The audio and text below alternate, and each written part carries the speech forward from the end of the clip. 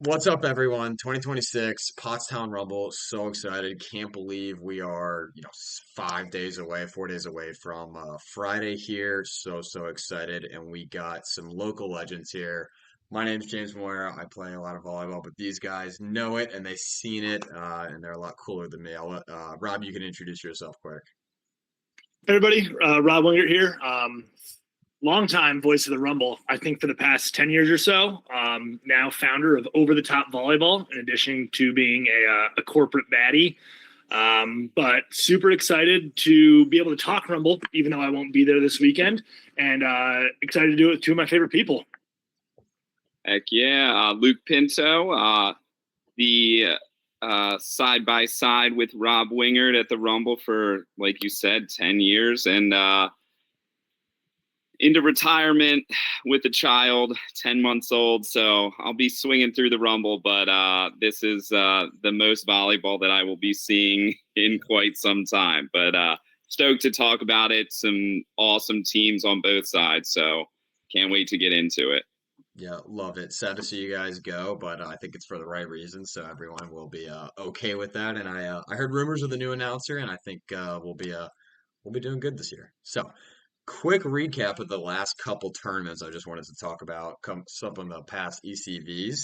Pre-Rumble especially was very, very interesting. If you didn't see my story, I think some of the craziest upsets and kind of names on the come up. Noah Gunderson, Jared Ray, they tied for first with Ian Cap and Caden Nepper at pre-rumble, the biggest ECV of the year. Jared and Noah have consistently been getting better and better. They're really looking good. Caden Nepper, if you don't know that name, you will soon enough because he tied for the pre-rumble finish. He's been gone for 4 years. He's been out in Denver coaching. He used to live in Pennsylvania. He just came back. He's a complete baller. Andrew Dentler, Pottstown favorite, took fifth at the pre-rumble, upset by, I think I'm going to pronounce this right, Jack Jagodinsky and Ben Merlot, Virginia Tech club volleyball alum. Rob, you made a face. I don't know if you know the pronunciation of that. I just call him Jack J. I think that's what he prefers.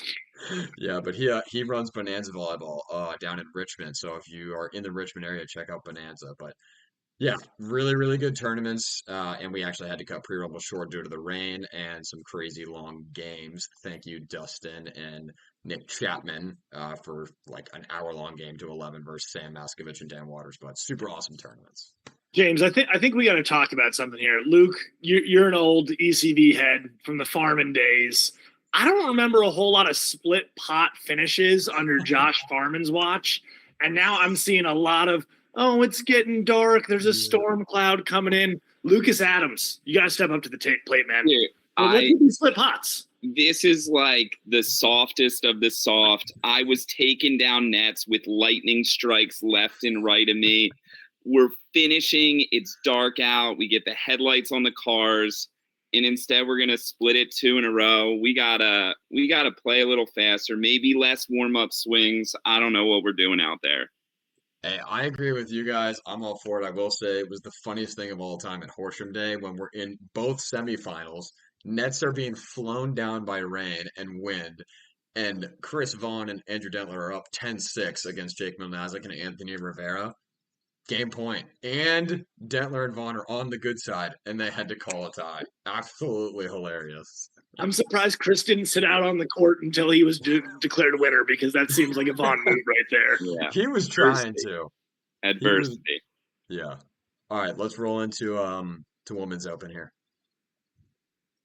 Yeah. So James, tell us a little bit about some of the women's pro top contenders you see for Pottstown here. Yeah, I think the Wolf Twins are obviously some of the top teams. The Gillespies have been around. Have they won before? I think they've won once. Am I Some combination of okay? sisterhood. Yeah, so they're obviously a contender. Jaden Blanchfield, she won it 2 years ago. I think she took last year off due to an injury, so she's probably looking. And she won with Bree, right? Correct.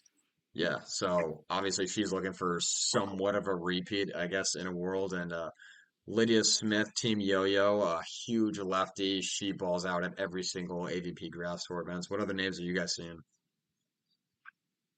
Luke, I'll let you off. I feel like this is the Sarah Wood year. She's been since she's been in middle school, she's been making playoffs in Women's Open, and I think with all the reps she's getting from all the places she's been, it might be enough to put her over the top this year. Don't know too much about the partner, but can only imagine that Sarah's going to be ready for this year. Yeah, so I did a little research. Sarah, for those of you who don't know, should be in her senior year of high school right now, finishing that up. She actually graduated early and went to USC this spring on a beach volleyball scholarship, and she was fluctuating anywhere from their threes to their ones. And USC beach volleyball is the gold standard out there. And as a 17-year-old, should be high school senior, she was competing for the ones at times within that squad. Her partner, Ella Connor, played beach at Cal Poly. I think she just exhausted her eligibility. And the interesting thing is, you'd think, oh, man, like Sarah maybe is going to grab a partner from the AVP or whatever. But as Luke said, Sarah's been out here so much. I think there's something about Ella's game that Sarah knows is going to translate to the grass really well versus maybe a traditional beach player. We know there's some small intricacies that are different. Maybe she's, a really dialed in server. Maybe she's a super physical attacker that will translate to grass versus beach where you're looking a bit more ball control. So I don't think she was chosen on accident. And then one name that we didn't highlight here, Anna Dunbar and Boo Luther have had some really strong finishes at the triples events. I believe they were first or second in the Clash down at South Carolina to start the season. I know they've been in and around Waupaca high finishes before. So it's a name that a lot of people won't recognize because they're not Pennsylvania natives. I think Anna's out in Michigan. So I think they're a group that maybe we want to keep a player we want to keep our eye on from this group as well. Boo Luther's a sick name, so we're going to remember it. I'll shout out one more team, Alicia Ratcliffe and Lauren Corby. They're Northeast girls, and they did the dig last year. I think they lost in semis to Lydia, and I think it was Lauren's first time playing big court, maybe ever. And Alicia's a big beach player up there in the Northeast, and I don't know how much grass they even get to play at all, but think they're coming down for their first Rumble and hoping they have a good finish. Really nice people.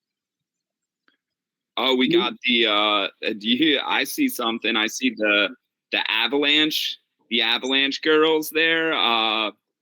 Casey Brown and Rachel Ayer, they're going to spike so hard. They swing at everything. It doesn't matter, and I'm stoked to see them play again. I do remember having them on center court, and to say they swing from anywhere was an understatement. I think I saw Rachel take a swing from the ice house over across the street off of Bad Pass. Like, they were taking absolute rips. And another group that has a fan favorite, trying to scroll down to find them here on our list. Allie Graf and her partner, Carly Lurson.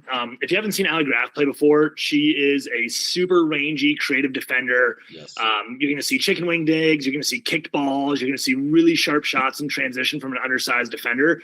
And anytime I've had the chance to watch her play, I just walk away so impressed with her volleyball IQ and her ability to convert defense into real points. Yeah, and she is the king of finger guns. Every single point she wins, she's throwing the finger guns out. So if you get to watch her play, keep an eye out for those.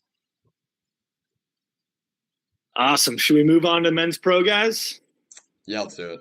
All right, we're going to start at the bottom of the list, and I am going to take over some of the names that we want to highlight through this space. Luke and James, if you guys see anything you want to jump in on, go ahead as we get underway. First one I want to talk about here, Trent Cavanis and Joey Pesci, two Rochester guys. Trent set at Nazareth for a little bit. Luke, I don't know if you remember, he was actually one of the foursome that took on the out-of-system boys under the lights. He's a lefty setter with Bigford and Wickens and those guys. So obviously a really electric player. Joey Pesci is an outside at Springfield College who just won the national championship. Super vertical, super athletic. I'll be interested to see how his game translates to the grass.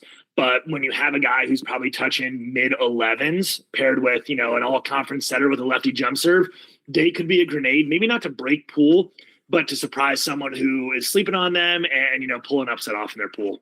Yeah, I remember that was Bigford concussion year. Yes, it was Josh Bigford needs a helmet year. That was correct.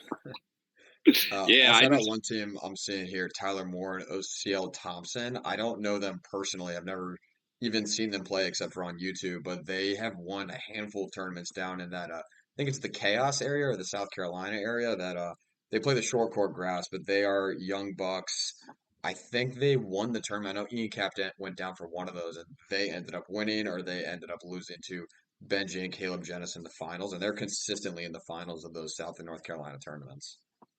I yeah, I don't know them, but Scott Matuszewski, weather report if we need it. If there's any questionable weather, we can get that from him. Baller, big beach guy. And then the other one on this list I see is Nolan Campbell and Dante. Shout out to them because they're still playing and I am no longer playing. And Nolan had my best finish at the Rumble with him. It was awesome, but it's good to see some old-time ECV people still repping. Just make sure if you're reffing Dante's court, you keep an eye on those hands. They can get a little sticky sometimes, and he thinks he can slide on reputation alone. All right, let's go to our next grouping here from Dante up. Any other names that jump out with you guys before I talk about one or two? Yeah, I'll shout out Liam Morris and Jason Perkins here. They're both DC Dynasty guys, and they're probably the happiest team to go 0-8 at the tournament. Absolute goobers of people. They will be just joking nonstop, but they both probably touch like 11-6 and can bounce the crap out of balls.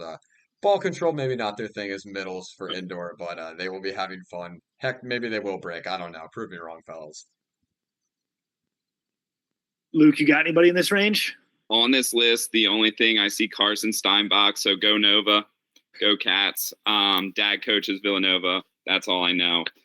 Super nice guy. If he's been touched by the mind of Joe Portland, I think we can expect big things from Carson Steinbach there. Exactly. Gotta call out Doug Schreiner and Matt Orris too. Doug is Mr. Prepared. I've never seen someone so consistently prepared for tournaments.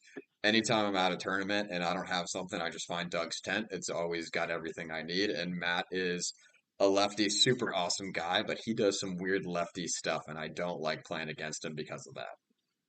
He is a wily guy out there for sure. Next group up here that I want to touch on, Bobby Patzer and Griffin Fiesler. Rob Patzer played at Wells for a couple years and then finished up his career at Damon. He is assistant coaching somewhere up in New York right now. Not New York, at Seton Hall, sorry, just on the border in Jersey. Winning a ton of tournaments out in Jersey, 6'6", really versatile, does a little bit of everything. His partner, Griffin Fiesler, 6'6", lefty setter from NJIT. I haven't seen Griffin play on the grass a ton, but I imagine there's a lot of size, there's a lot of serving in that space. And I think those guys are going to surprise some people just with their overall athleticism, especially I don't think Griffin's going to be pulling a lot of points in, and I'm not sure if Chad Nolan knows how to spell Fiesler, let alone if he'll know who Griffin is. So it might be tough for those guys to get seated, and someone might be looking going, oh my gosh, these guys are in our pool too. So I think they can make some noise, and I actually would probably take them to break pool, not even knowing who they land with. Yep. I'll call out Jeremy Ayers and Johnny Hughes. I think they're the only team who have taken a set off me in pool play in the last like 5 years because they're just really good at volleyball. And Jeremy Ayers is like, I don't know, 45 and does not look super athletic, but just has that very classic old man volleyball mentality. Like high line, short angle, deep swing to the middle. It's like, all right, I'll try to serve the other guy. And it's like, oh wait, Johnny jumps 45 inches and is lefty and is athletic. So they could definitely make some noise. And I would put them as a fan favorite if this tournament was in Delaware because they're definitely fan favorites down there. Here, I think probably no one knows who they are. Luke, you got anybody in this grouping? Listen, this is where we're starting to lose me a little bit, but Ian Barker played against him a couple times at the Rumble, husband of Bree Barker, and super nice guy. And listen, they can do some things. He's really talented. I don't know his partner, but if he's playing with Ian, he must be pretty good. No, Spencer is probably a perfect partner for Ian because Ian's kind of that bigger cannon where Spencer is a little bit shorter, very controlled, good setter, good passer, and does very crafty, weird things. Like, I don't know, I swear sometimes he's just guessing on some of these shots. I'm like, there's no way he saw that cut shot from 6 feet off the net, but he does crafty things for sure. Awesome. Let's check out our next group here. We're heading out of the unidentified territory soon. All right, from this group, you guys got anything you want to shout out? You actually scroll down for me one. I gotta call out Wook's Photography or Jack Wooglemuth. I actually don't know how to say it. I just know him as Wook's Photography because his dad would take film of like old school like Smash and Pottstown stuff, and it's on his YouTube. And I had no idea who it was until one day it's like, that's Wook's Photography, and I was like, there's no way that kid that's 16 posted that video from 2012. It was his dad. All right, we'll go up to our next group. Luke, anyone you got here? I am going to pass it to the volleyball mind himself, Robert Wingert, for this section because I don't. Oh, I know Brendan Davis, good setter, good guy, like him a lot. Where Belmont Abbey? Yeah. There we go. I got one. All right. Yeah. That's it. Brendan and his partner Liam, both Belmont Abbey grads, both Southern New Jersey guys, Silver Hammer Volleyball Club alums. Liam, really athletic, really physical. Brennan, undersized, but gets the job done. I feel like on an annual basis, those guys are in like a play-in to get into playoffs at like 10:30 every Saturday at Pottstown on the dot, no exceptions. Yeah. Definitely. I'll call out that 69 team there, Darvin and Nick Vo. Kind of been training them up in the Maryland area when I was still living there, but they are both like 5'8" and they swing at everything. I don't know how they have the energy and height to do that, but they do. They don't even think about the game. They're like, I'll pass 10 feet off, we'll set it like 5 feet off, and we'll just take rips. And they made the second round at pre-rumble. They were actually up 9-1 in the second round and blew it. Lost 10-12. But fun to watch. It's all right. The Spurs blew the lead, and people still root for them. The other group I'll give a shout out to before we go up: Daniel Haber, Jack Rooney. Daniel Haber outside at Lewis, Jack Rooney outside at Damon. This is your classic Pottstown, two indoor guys who have a little bit of skill set and everything, but might have some rough around the edges parts to their outdoor game. But all of a sudden, those guys get hot, and all of a sudden, you're looking down the barrel of being down 10-2, or you lost that first set. So much size, so much physicality from those guys. And as we know, the Damon boys love to show out when it comes to Pottstown. Yeah, for sure. I'll call it one more actually. Cortland Schorenberg. I hope I pronounced that right. I don't know his partner Che, but if it was Cortland and Cortland, I would have them as an easy 2 seed, maybe even a 1 seed. Guy grew up in Virginia Beach, has been playing beach his whole life. He's like a 6'3", played D1 as a setter, can also play outside hitter. Super well rounded, and just kind of has all of the pieces you need to be a good beach player. I don't know if he's ever played grass, but is super smooth. So Che played at George Mason for a few years, and I think he did his grad year at Fort Valley State. Crazy athletic outside, major bounce. He's also a Virginia Beach guy, so I'm sure he spent some time in the sand, even though I think of him more as an indoor guy. So that's another group that's going to be really electric from the service line, have a lot of athleticism on the court. Great. I hope they're not my 5 seed. One more I'll call really quick. Nick Cummins there at the 60. He went to UMD. I think he touches like 12 feet. I think he played men's A last year. I don't know how he did, but super athletic. I don't think he's ever played open, and I hope he does well. tough look for Nick there. Men's A to men's pro. It's a big jump. All right. So last little bit before we get to the grenades. Anyone we want to shout out in this space? As my computer's freaking out. Sorry, guys. I'm good here. Oh, Luke, I know you got at least one big one. There's a couple names here. Chibata is there. He's going to be out there balling no matter what, and have not seen Krinian in a minute, so that'll be a fun team. Really good defenders, so we like that. And I see Eli Poor, old school guy with Alex Finch, who I don't know too much about, but I know he spikes the ball pretty hard. Oh, yeah. I couldn't read. I missed the one right above it. If Dana Camacho shows up, we're excited. That is what makes the Pottstown Rumble fun. And I am so stoked to see how many cigarettes he smokes, how many matches he wins, and how many beers he drinks doing it. those are the most important metrics of the weekend. Forget about the size of the check. Forget about the number of participants. It's all about how many cigs and beers Dana has from start to finish. I That's will say Chad Nolan played ECV 2 weeks ago. Right when playoffs started, he's looking around and going, "Why is no one drunk and smoking cigarettes? What has become of ECV?" It's awful. It's awful. It's too family friendly these days. Yeah. Before we scroll up, Too many give a shout out to- tripods, not enough cigarettes. that should be on a shirt for the Rumble this year. Too many tripods, not enough darts. Let's get on that, Dave Kamina. I want to give a quick shout out to Jimmy Walsh, first Miz alum here. Played for me for 3 years up in Dallas, PA. He's a great kid. Love to see him out there. I don't know his partner, Anas, but if he's playing with Jimmy, he's got to be a great guy. All right, James, these are some of your rankings. Take us through our grenades. Who is going to blow up some pools out there? Yeah, I was hoping to keep these, anonymous who made the grenades and fireballs and all that. But yeah, throw me under the bus for sure. So, I helped. okay, thank you, thank you. I'll start out easy. Sam Maskovich and Dan Waters. If you don't know Dan, I think he should be a fan favorite just from the way he plays. I think he said it himself. He inspires double B players because his form is that bad. He looks like he has no volleyball experience, has never played, and you're warming up against him. You're like, this is going to be the easiest win of all time. And then you start playing and you realize, wow, he's actually insanely good at volleyball. It doesn't look like it. Ryan Ludwig and Brad Peters. Ludwig is one of the biggest loudmouths at the tournament. I think he was on the mic the past 2 years at one point or another. Super funny. You don't want to be heckled by him. He'll get in your head. And Brad Peters is a massive, massive lefty and also grew up in Virginia Beach, playing beach his whole life. Um, what other names are you guys seeing here? I'm finally to a section where I know a lot of the people.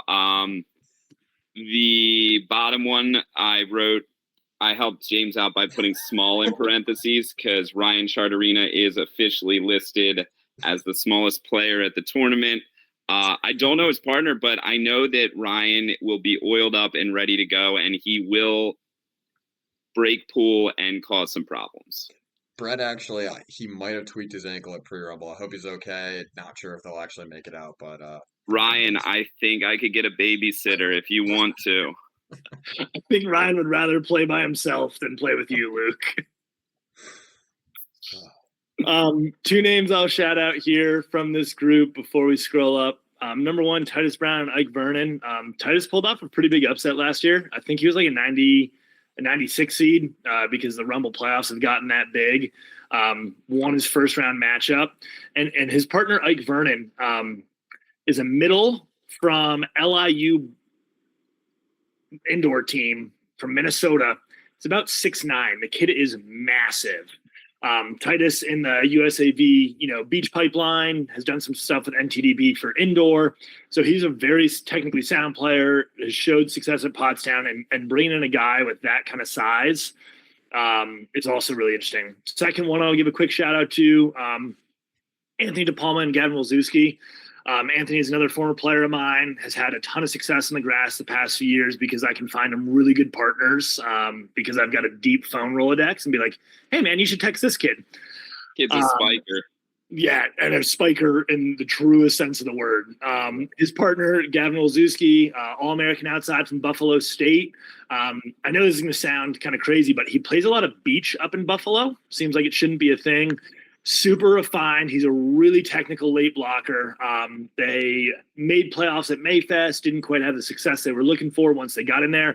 But I think, having that under their belts and just a lot of physicality on that group. Yeah. I think all these grenades too, their ceilings are so high. Like if you have any of these guys as your 5 or your 4, like good luck. And that sucks because all of these guys could pop off. Yeah, the one that I'm going to say is above this category, if they wear the right shoes, is Kevin Knight and Dan Leathers. They are going to ball out this year. They're going to be prepared. They're going to eat way too many of Kevin's cookies, and it is going to be an electric team to watch. So I would watch that team, and if they are in your pool, you probably don't want to see them. And Uh, it's a big if though. I don't know if Kevin will invest in grass volleyball shoes. I don't see him doing it. Also, they will be fan favorites for anyone who likes peak male physique because those are two well put together, good looking guys. Real hot guys, fun guys. Kevin was in the booth with us a couple times. Dan was there as well. Really enjoyable people, and I'm stoked to see him. Dan was definitely in the booth. I will say though, Kevin's got to work on his high five game. I see him miss more high fives than any other player at the Rumble. Oh man. Right. Let's scroll up to our next group. We got some fan faves here. Go down for me just a little. There was, I think, oh no, you're good here. Diego Resende, I wrote Fireball on because if you don't know Diego, he lives up in Boston and he is like straight from Brazil, super thick accent, and he will yell at you, scream at you, and every time he hits the ball through you, he will just look in your soul and scream as loud as he can, and it's pretty terrifying. And he's pretty loud, and he might be wearing a Speedo the whole time while he's doing it. Love that. Yeah, and then Andrea 34, I don't know how to say that last name, but I heard he was training with the Italian beach team for a while, and him and David go back. I think they played together at school. David also a big lefty. I think he took some time off and now he's coming back, I guess, but I've seen Andrea serve before, and yeah, it looks like he plays on the FIVB. All right. I feel like the grenade teams are, if things start to go their way, those are teams that are breaking pool, winning games in playoffs, and maybe winning the whole thing. I mean, I've seen Garrett Dim do it, so it is something that I can see a team get hot from any of those teams we just went through and just take it down. Yeah, I think if any of those teams upset some of the number one seeds in the whole tournament, it's like, yeah, not surprised. Hunter Davis, probably the loudest person on the whole field, is absolutely ridiculous. He could be 0-7 in his last game of the day, and he could be down 0-10 and side out and scream like he's winning the Rumble. It is insane. He also could play men's A triples till 1:30 in the morning and then get hospitalized and leave his men's pro partner out to dry the next day. He really is a wild card. Oh, was that guy? It was that guy. Oh man. Listen, we need more energy like that. I need less sulking under tents and more of that stuff. Luke, speaking of kinetic energy, tell me about Nate Ocasio's float serve. That is the fastest thing that has ever been recorded, besides Erling Haaland running, which I am also watching right now. It is the fastest thing. He is an absolute monster, breaks the sound barrier, and also just two of my favorite people to heckle. So they're going to be fun, and they're still balling. Yeah, from the OG ECV crew, we also have Jared Cook and Ryan Genova. Those guys are probably going to compete, if not win, 40 plus on Friday night and then turn around and play again on Saturday. I know Jared is playing a ton. He's out there all the time. Genova, I know, is a little bit back and forth, but I think I saw him out there the last couple weekends. So always great. And without a doubt, when Ryan Genova's pool finishes, you head over to that crick and you're going to see a large man walking out in just his towel. Yeah, I've played a tournament with Ryan or two, and I lose him every time. I'm like, I have no idea where he went. If I go check that creek, I guarantee you see basically a naked 6'7" Adonis in it. Any other fan faves, James? Yeah, gotta call out Giovanni Torres, Alexis De La Cruz, part of that Team Yo-Yo gang. Giovanni, if you don't know him, you actually do. He's the guy with the fan that's the loudest fan in the whole world. I know you guys know it because it has burned your ears right next to the to the booth before. Indeed. All right, let's. And Derek Howe hand setting. That's all I need to say. That's all I need to say. It's the best handset I've ever seen in the world. I tell him every time I see him, I'm like, you got to teach me how to do that. If only he had a partner who could produce some sort of volleyball breakout clips, but just picked the wrong guy this year. Yeah. There's our tripod. That's all we needed. All right, let's talk some dark horses. What about the dorks section? The dorks. Oh, Luke, the dorks. The dork section. James Moyer is electric to watch. It will be fun. He will talk trash. He will make insane defensive plays. And also, for being a smaller human being, he is an excellent spiker, but he is also a dork. So I don't know. Way how you want to see that one. Accurate. I don't know how dogs rate against dorks. I want to talk about the brothers Solomon. These guys showed up, what was it, Luke, like 4 years ago, and someone came running to the booth that there were two blonde kids talking so much trash in men's pro. And we went over to find Evan and his brother Zach. I don't even think Zach was in college yet. I think he was a senior. He was like 15. Yeah.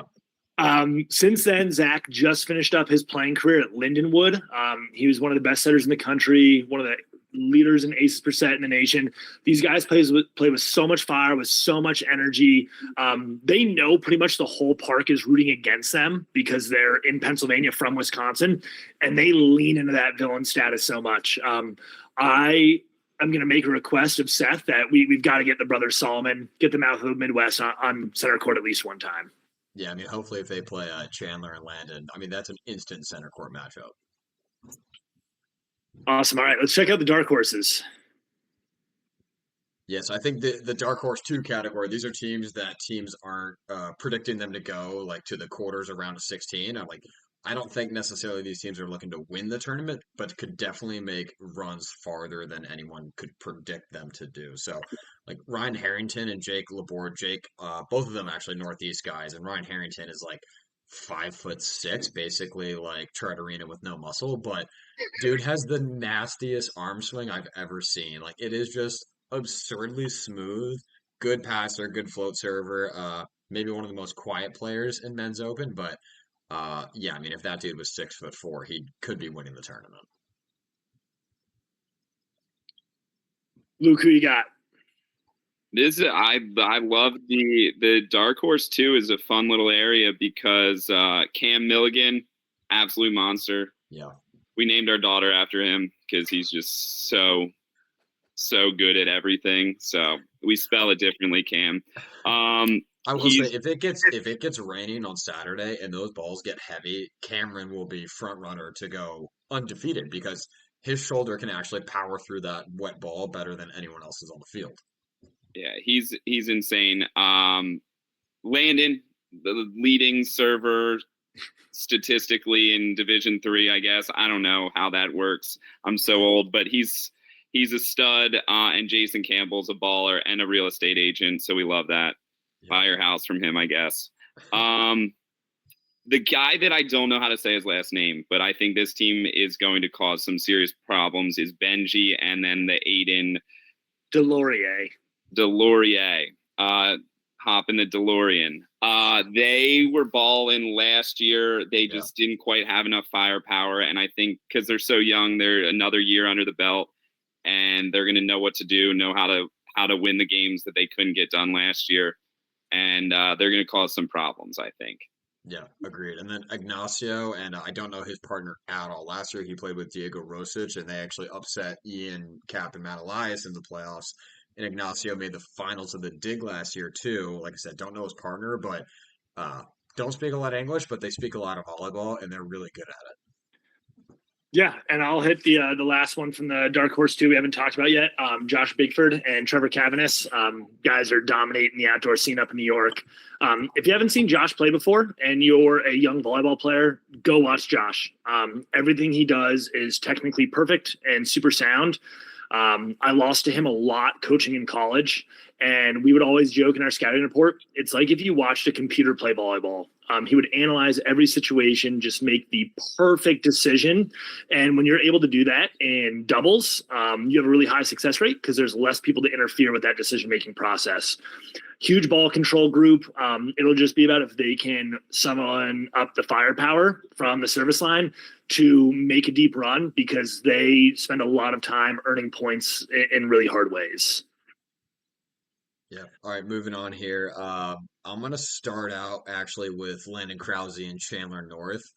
These guys are not doubles players at heart or at all, really, but they're so freaking good at volleyball, it does not matter. And if Landon can, not drink until 4 a.m. and then maybe get at least 3 hours of sleep, they have a chance at winning the whole tournament, to be honest, because Landon and Chandler bring what you need to for old school volleyball, and that's a lot of firepower from the service line. And then all they have to do is not get aced, pass it 20 feet off, set it at least 10 feet off, and just rip it away. And they're going to be looking to do pretty good. J.M. Plummer, I actually played him in Grass Nationals finals on short court. Super, super smooth beach player. Playing with Matt Clayton. Obviously, he's played a lot of old school grass volleyball. Very good. But J.M. Plummer, don't know if he's ever even played big court. Don't think he'll have an issue with it. Not sure how much firepower he's bringing, but he has so much ball control that I think he'll do just fine. I think he's made it to Pottstown once or twice in the past decade. So he's probably got some big court experience in the grass, but obviously not a ton. Luke, I know there's a couple of your favorite guys lurking in this space. I got so many. Why don't you take one? Take a shot. I can jump in after you, but if it's Velasco, for sure. Oh, it's going to be Kyle Velasco, the world's best 69-inch volleyball player. That's what they call him up in Buffalo. Kyle and Zach, I think, made quarterfinals last year. Both guys are Damon grads. Zach is in the USA Beach pipeline right now, training out in California a bunch. And Kyle actually is on staff in Nebraska as a graduate assistant. So he's out there working camps all summer, only about 3 hours north of me. These guys are so much fun to watch. You would not think if you're walking through an airport and you see Kyle Velasco, hey, this is a guy who is a near pro beach volleyball player. And if you saw Zach Schneider, you go, this guy is definitely a pro beach volleyball player. So they've got that exact combo to them, but so much fun and such distinct style. They play with that little bit of flair. Just a tremendous group. They're great guys. They lean in. They have so much fun with it. And obviously they're huge ballers on top of it.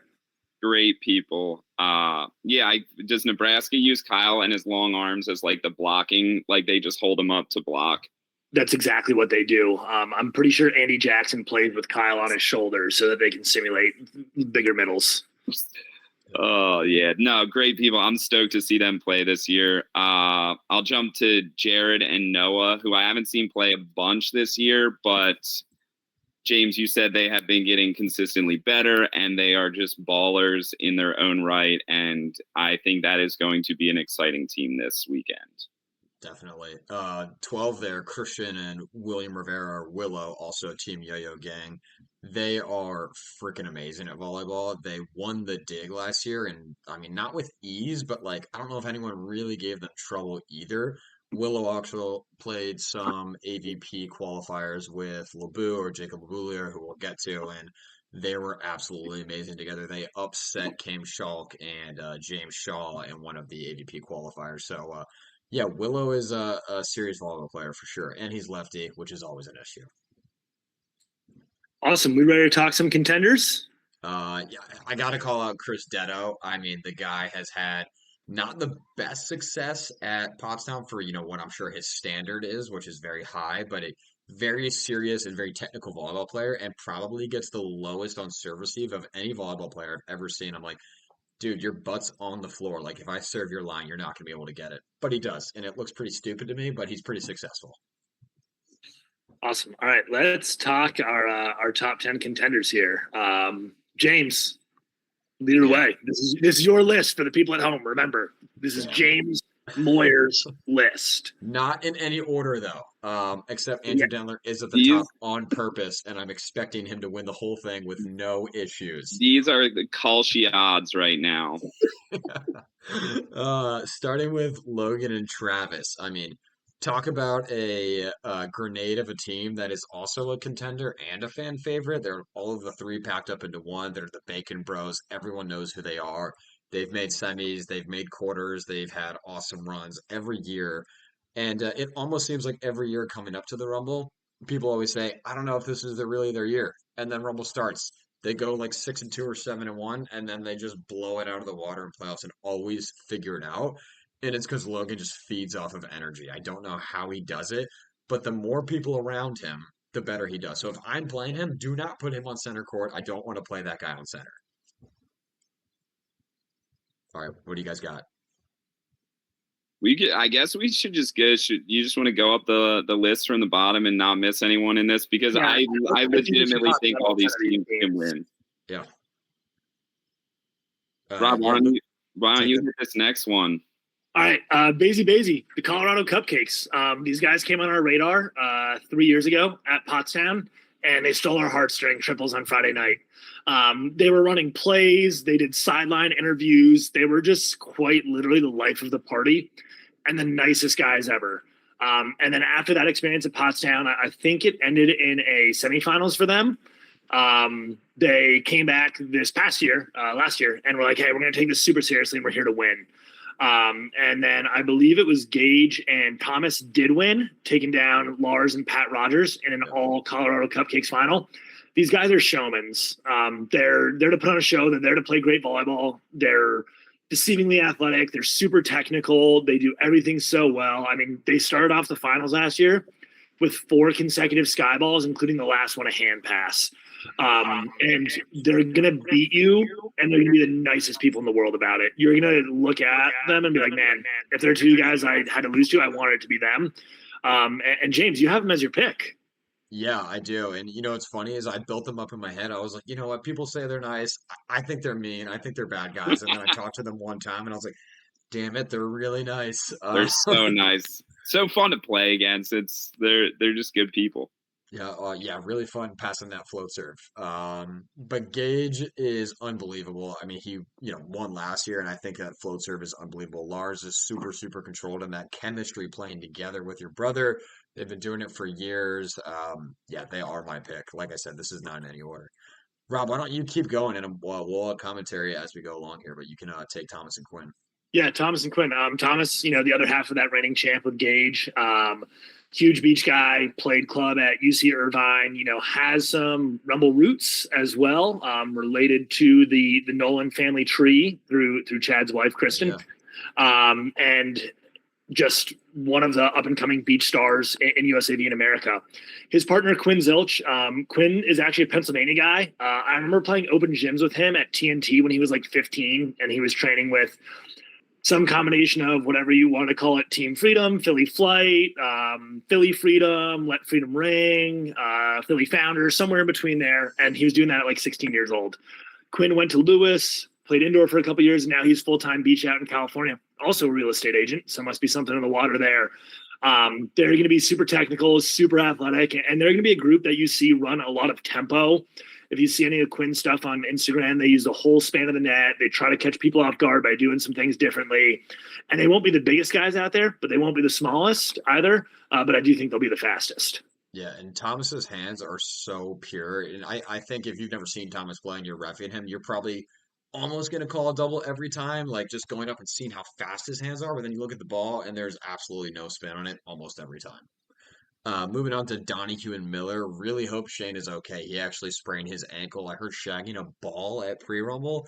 I mean, how uncoordinated and bad at volleyball do you have to be to sprain your ankle shagging a ball? But in all seriousness, I mean, Shane is freaking amazing. I really do hope he is okay. Him and Nate are looking really good. They won Mayfest, the first ECV of the year. They kind of killed everyone except the finals was relatively close. And I guess my guess is they would have won pre-Rumble with everything that happened, and I think they would have walked over almost everyone there. And Shane's obviously won the Rumble twice, both with Dentler, and Nate is probably better than he's ever been. He's made finals and he's made semis, and if they're healthy, I think they're probably my number 2 pick after Gage and Lars. I think that Shane going with Nate is a great pickup for Nate to have that edge to get the job done. I think that is, and I don't know what happened, and I don't know if Shane's okay, but he's a freak of nature, so I'm sure he will be. But I think that's a big pickup for Nate to get over the top this year. Can we get one thing out of the way really quickly? Nate Miller, please report to court 4. Your match is starting. You will have no warm-up. Nate Miller to court 4. Seth, you can take that and use it if you need to. I will say I played Grass Nationals triples with him, and every game, me and Chandler are warming up. We're like, "Where's Nate?" Like, I have no idea. The other team's like, "You're gonna start losing points," and then Nate just walks on, no swings, no pepper, ready to go. It was unbelievable, and it made me stressed out the whole tournament. Moving on to Nolan Albright and Ian Cap. new partnership here, very interesting. I think Nolan obviously winning in what 2022 or 2023. I think he beat Ian and Nate, but Nolan incredibly big firepower, kind of. I mean, been around the block, obviously successful on Boat Ride, AVP, Pottstown. Ian, super controlled. Obviously, everyone knows who Ian Cap is on the grass scene, and you put these two guys together, you got firepower, you got passing, you got attacking. I mean, I don't know what else you could really ask for in a team. I just think mentally and some of the other things, not having played together before, I mean, there's some question marks, so it's hard to put them above some of the other teams, but wouldn't be surprised at all if they won the tournament. Yeah, Nolan coaching now at Oral Roberts University. He's the head coach down there. I'm not sure how much grass he's getting in Tulsa, Oklahoma. So I hope he's been able to train a little bit. But also a group that is super dependent on weather. Nolan is known for his signature Jordans. Those work great under ideal conditions, but if it gets a little too dry, a little too slick, Nolan, I hope you keep your footing, man. I got my fingers crossed for you. Yeah, I think it's the same scenario for Ian as it is for Nate. Someone that's gotten the job done and can maybe get you over that last hump. So I would love to see an Ian Nate matchup in somewhere along the lines here in playoffs and see how that works out. That would be a lot of fun. You know, I will say, I think during the ECV finals 2 weeks ago, Ian and I played against Dentler and Miller, and I said, Ian, have you ever played Nate? He's like, yeah, like 8 years ago, but this is the first time for real. And I expected some tension, but I think Nate talked more trash to me than he did to Ian. I'm like, what the hell, man?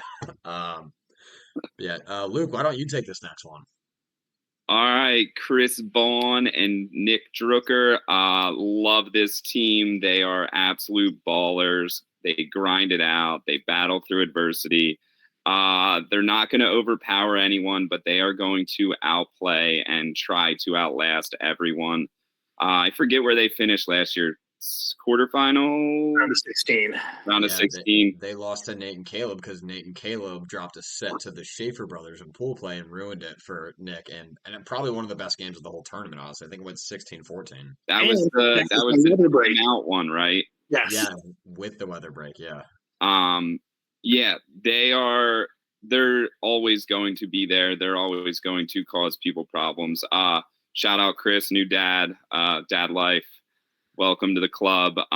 But he's still balling just like ever. And I think they're going to do some damage, and we'll see if they can get hot at the right time, because I think they're going to need some kind of little energy burst to get through some of these big teams. Yeah, for sure. Cody and Lebu, not sure if they're actually going to be able to make it out due to some unforeseen reasons, but if they are able to make it out, the amount of firepower from the service line alone that team brings is unbelievable. I mean, Cody will get a lot more serves in than Lebu, but the serves that Lebu gets in will be much more terrifying and coming from about a foot higher than Caldwell's. I'm doing some quick math in my head. A team with the average height of 6'9" and the average touch of 11'10" probably should be considered the favorites for the tournament. Yeah, I mean, hey, it's not all about height. Come on, look at Christian Hoover and Jeremy Torres, the next team up. I mean, that average height is probably what 5'11", and I mean, heck, Jeremy might weigh as much as Lebu for all I know.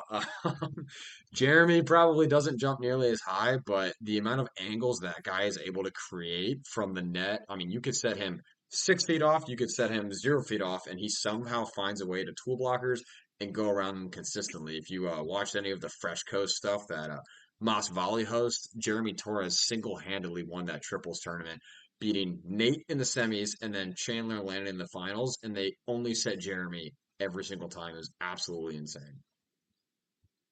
Yeah, those guys are energetic for sure. They get the crowd involved. I remember we were calling, I think it might have been Hunsberg or Moyer on center court in a playoff game, and we were getting text updates the whole time. Hey, Torres up 6'2" at the switch on Dentler, and we were just getting it the whole time. I was like, holy crap, is this going to happen? And then those guys kept making moves, and I want to say it was quarters for them last year, and then semis 2 years ago. Yep. They've really become a name to reckon with for sure.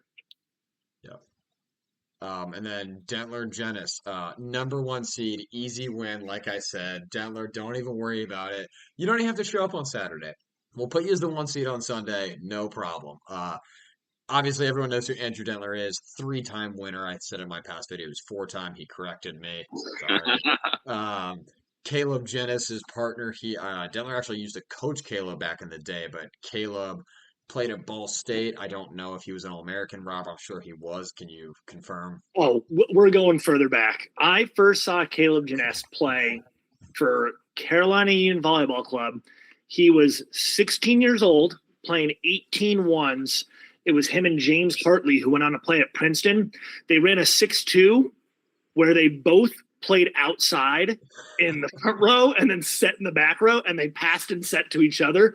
And it was the most electric thing to watch. I believe he was an All-American in Ball State as his senior year.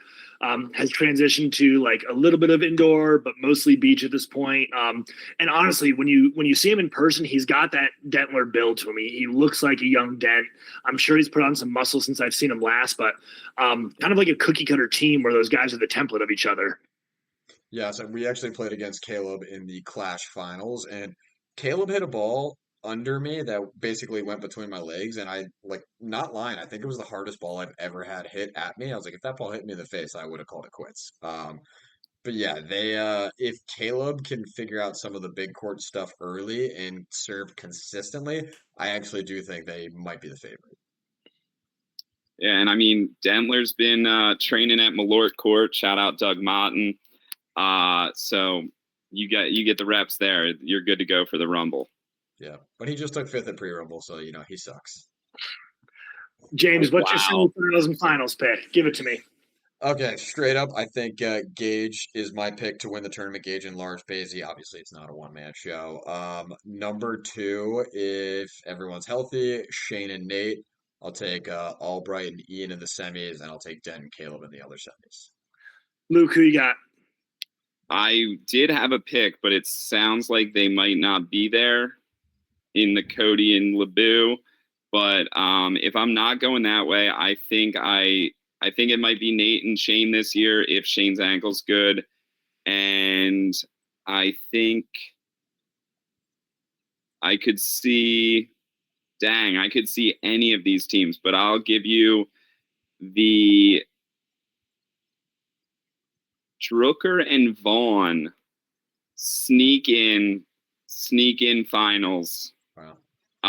And then Ian and Nolan and Dentler and Caleb. Yeah, I was kind of the same wavelength as you when I saw the list before James's news. I think if Cody and Lebu are there, those guys are pretty odds-on favorites. Just so much size, so much athleticism. Two guys were training to do this full time with their physical gifts. They'd be my pick. I'd also have them over Nolan and Ian. I like that pairing. And yeah, I think maybe a Shane Nate in the semis if they're healthy, and going down the dark horse list. I think Noah and Jerry are going to make a deep run this year. Those guys were like one of the top seeds, yeah. And I think if their pool breaks right, they've got so much athleticism, they've got so much youth, they're not going to tire out. I think the semis is on the horizon for them. Yeah, but two more things I want to. Sorry. I don't know if I like my picks. So just so you know, anyone can win this thing. I'm stoked for it. I don't care who wins. I just want to watch fun playoffs and just everyone have fun and be nice to each other. That's it. Yeah, I agree. And a lot of teams will look at this list and be like, holy crap, that's a lot of good teams. I say, when the bracket comes out, you only have to beat the teams in front of you. You don't have to beat everyone. Just take it one game at a time. Teams will sneak in. Teams will take better. Teams will take worse than they should. You got to beat the teams in front of you. You don't have to beat everyone. And the other thing I'll say is if we have two guys that have 9-to-5s playing two guys that are full-time volleyball, you can bet your ass I'm rooting for the two guys that have 9-to-5s every single time. My last thoughts before we close this out. If you're rumbling after dark, especially Saturday night, you're there until 12:30, 1 a.m., buy Seth Kaz a beer. Please, for me. I know he needs it. Yeah. Seth, I already miss you. We'll be there with you in spirit, but bedtime's now at 7 p.m., so won't be there for Rumble After Dark. But bring the energy, have some fun, and drink some beers. Yeah, love it. All right, everyone, have a great time. Be safe, ball out, and be nice to each other. All right, thanks, Only guys. a little nice.